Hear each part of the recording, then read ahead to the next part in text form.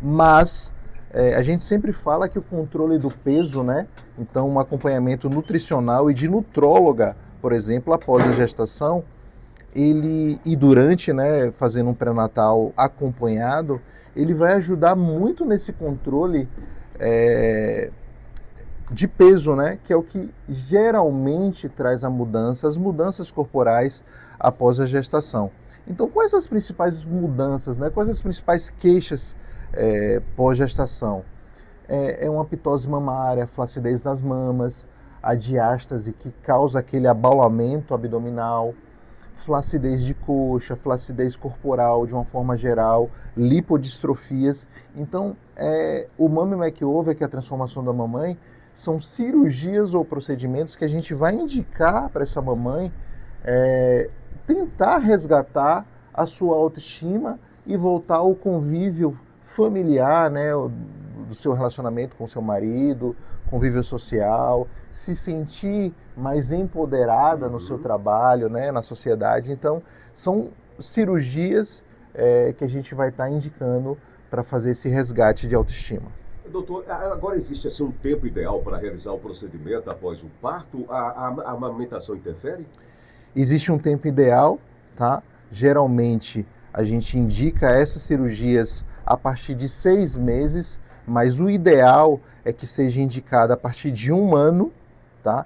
Por quê? 1 ano, lembrando que seu filho já tem 1 aninho de idade, você vai querer carregar ele no colo, tá? Então geralmente ele já vai estar andando, né?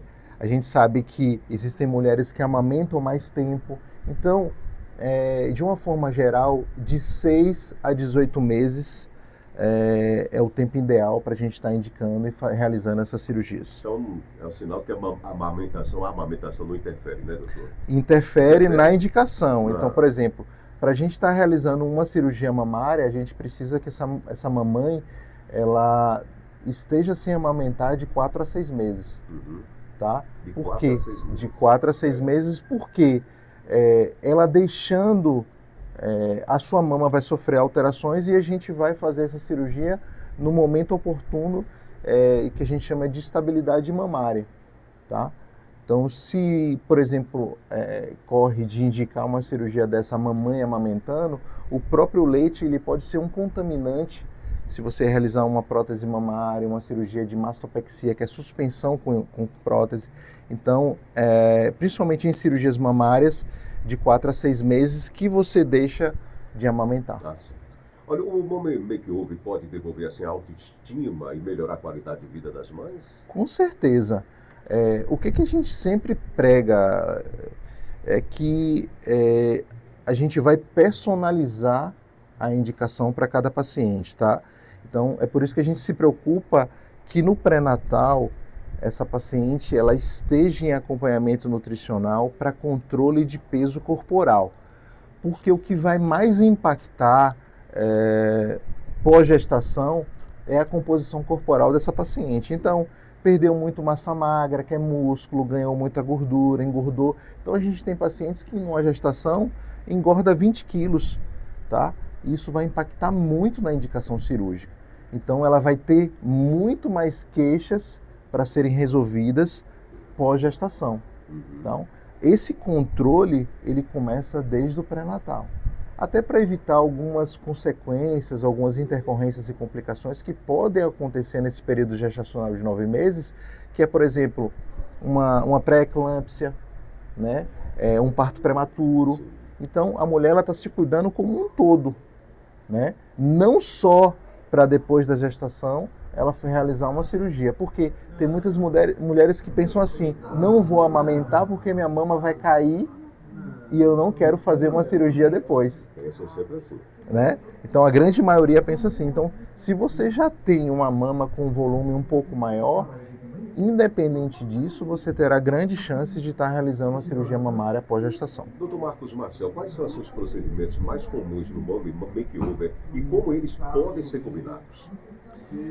Depende muito da idade, da composição corporal, se essa paciente ela é portadora ou não de comorbidades. Então a gente faz uma investigação completa com a equipe interdisciplinar para a gente poder combinar ou não esse procedimento. Existem combinações, Lucival, que são combinações perfeitas. Por exemplo, a paciente que faz uma abdominoplastia com uma lipoaspiração, a paciente que faz uma suspensão com prótese e uma pequena lipo, tá? Combinações maiores, a paciente ela tem que estar, como a gente costuma dizer, muito redondinha, é uma paciente mais jovem, sem comorbidades, tá? Para que, como o tempo cirúrgico é um pouco maior, a depender da combinação, e a gente sabe que o grande vilão dessas cirurgias mais prolongadas é trombose, tá? A gente evita combinar em algumas pacientes. Então, a gente costuma fazer de forma segmentada, né? Então a gente faz um planejamento cirúrgico que a primeira cirurgia a gente realiza, com 2, 3 meses a gente realiza a segunda, e daí a gente vai fazendo a manutenção dessa paciente até ela ficar satisfeita com o seu próprio corpo.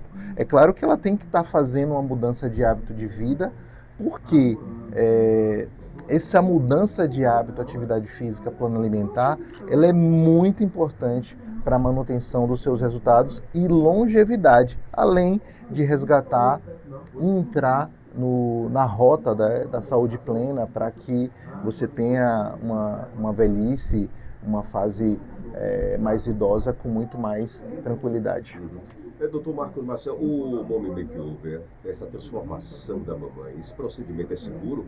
Como é feita também a escolha das cirurgias para garantir um bom resultado sem comprometer a saúde? Exatamente.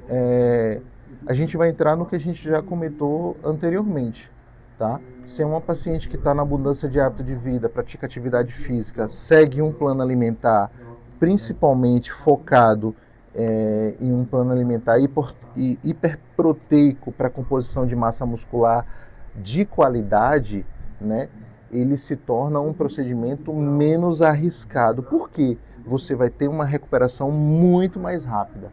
Então, intercorrências como seroma, deiscência, que é a abertura de pontos, tá? Existe uma redução drástica, né, dessas intercorrências ou complicações. Então, esse procedimento, Lucival, ele vai se tornar seguro a depender do que a paciente já faz previamente, tá?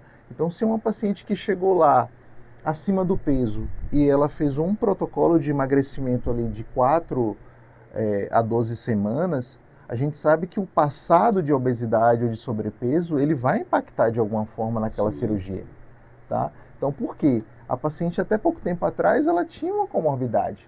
Então, a obesidade é uma doença, sobrepeso não, mas impacta naquela indicação cirúrgica e aumenta o risco de você ter uma complicação, uma intercorrência de forma muito mais fácil. É um procedimento, acima de tudo, seguro, né, doutor Marcos? Seguro. Depende muito da situação, do passado de cada paciente, exatamente, do histórico dela, né? É claro que a gente vai seguir... analisar passo a passo cada situação. E a gente vai seguir alguns cuidados pós-operatórios que são de extrema importância, né? Deambulação precoce, uso de botas pneumáticas durante a cirurgia para estar bombeando as suas pernas, uso de anticoagulantes de forma mais prolongadas, a depender do histórico do paciente. Então, por exemplo, hoje a gente faz uma anticoagulação profilática de 20 a 30 dias. Né? Antigamente a gente só fazia 10 dias. Então hoje a gente começa com o nome mais famoso, não tenho nenhum conflito de interesse, com o Clexane ou Versa, os primeiros 10 dias, depois a gente troca para o Xarelto, né, que é a Rivaroxabana, que já quebrou a patente, né? Então, assim, existem todo o protocolo e a gente faz score, a gente faz uma classificação de história familiar, de hábito de vida, de comorbidade, para estar enquadrando essa paciente num perfil de você estar indicando essa cirurgia de forma combinada, de forma combinada com muita segurança, né? É claro que com a equipe interdisciplinar, então quando precisa, a gente encaminha essa paciente para uma angiologia, cirurgia vascular, para fazer um Doppler de membros inferiores, para ver se ela tem um passado de trombose. Existem mulheres que já tiveram trombose e não sabem. E muitas vezes a gente faz um Doppler ali, a gente vê um trombo antigo, né? Existem mulheres que têm uma genética de trombofilia, que são aqueles pacientes que têm uma chance maior de ter trombose em qualquer procedimento, não só cirurgia plástica, né? A gente sabe que o próprio estado gravídico, ele é protrombótico, né? Então, as grávidas, elas têm muito mais chance de ter trombose do que, por exemplo, uma cirurgia de mama, tá? Uma esterectomia, né? Uma cirurgia pélvica. Então, a gente tem que estar muito alinhado a isso, principalmente ao histórico familiar e o estado atual dessa paciente. E como é a reparação, doutor Marcos? O que uma mãe precisa considerar antes de decidir fazer o mommy makeover? Planejamento, tá? A mamãe que faz uma cirurgia combinada, ela tem que ter um planejamento em casa. Por quê? Ela não vai ter um repouso absoluto, ela vai ter restrições, tá? Só que essas restrições, elas incluem um suporte para tomar banho, para fazer uma higiene, principalmente nos primeiros 14 dias, Sim. tá? Então, uma paciente que faz uma cirurgia dessa e ela não tem um suporte familiar, principalmente em casa, ela vai ter um pós-operatório correndo o risco de ter intercorrências e complicações muito maior. A gente tem um suporte na clínica, mas a gente não consegue estar acompanhando essas pacientes 24 horas, principalmente as pacientes que são de fora, que precisam pegar a estrada para vir até a nossa equipe, tá? Então, a melhor dica para quem quer fazer essa cirurgia é primeiro fazer um planejamento para ter um acompanhamento em casa, um suporte familiar. Seguir toda a determinação, todas as regras, né? Porque eu pergunto, os resultados são naturais? E como evitar um efeito assim artificial? Assim, é claro que os resultados, eles dependem muito da anatomia da paciente, tá? E isso também vai de encontro ao que a paciente tem como objetivo.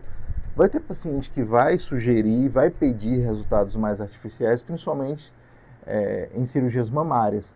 Um colo mais alto, um colo mais marcado, mas isso é muito pessoal, isso depende muito do que a gente entra ali no bom senso, do que é melhor para a paciente, é claro, levando sempre longevidade e segurança do procedimento. Doutor Marcos, quanto tempo leva para ver o resultado final? A cicatrização é um fator importante? Perfeito.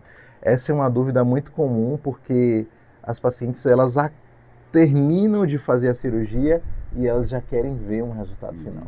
Só que a paciente ali, ela está passando por um trauma cirúrgico e anestésico e vem o que? Nas primeiras 24, 72 horas? Edema, inchaços, tá? E é por isso que ela tem que entrar na reabilitação pós-operatória para que a gente minimize esse edema, esse inchaço, com um acompanhamento, por exemplo, no nosso caso, com uma equipe interdisciplinar que inclui fisioterapeutas, por exemplo, tá?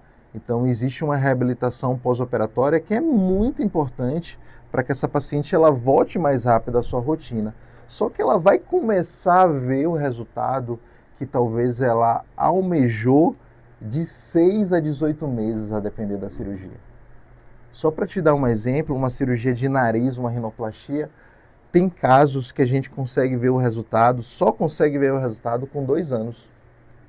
Porque o nariz é uma área que tem muito edema a longo prazo. E no resultado mais curto, qual seria o prazo assim? Tem casos que chega até 2 anos, mas outros pode chegar a Assim, 6 meses? de uma forma geral, você começa a ver alguma coisa de resultado na cirurgia que você realizou 90 dias, tá? Você já começa a ver alguma forma, né, algum formato, mas de uma maneira geral 18 meses, que é quando a cicatrização ela se dá por completa. Sim. Por isso que os cuidados pós-operatórios eles são tão importantes, porque o principal agressor físico é o quê? O sol.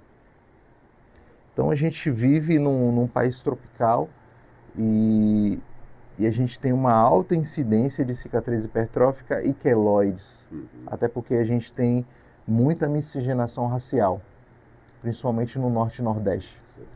E aliado a uma agressão solar, você pode ter uma alteração no processo cicatricial, até no formato da sua cicatriz. Então, sua cicatriz elevar, se você tiver uma genética para queloide, você fazer queloide. Então, assim, tomar muito cuidado, principalmente com a radiação solar. 8h06, o tempo já foi, mas está tão interessante esse papo, essas informações, falar desse programa Mommy Makeover, transformação da mamãe, que eu quero finalizar perguntando para o doutor e agradecendo desde já a sua presença hoje aqui, sempre com grandes contribuições através da informação aqui na Nordeste FM no Cidade em Pauta. Doutor, existem restrições para quem quer engravidar novamente após o Mommy Makeover? Não existe restrição, tá? Isso também é uma dúvida super comum. Doutor, eu ainda pretendo realizar, engravidar novamente, tá? O que a gente recomenda é que a paciente ela tenha toda a sua prole, tá? E depois comece a realizar as suas cirurgias. Existem casos que a pessoa se arrepende ou troca de parceiro, quer ter um outro filho, já fez uma abdominoplastia, uma cirurgia mamária.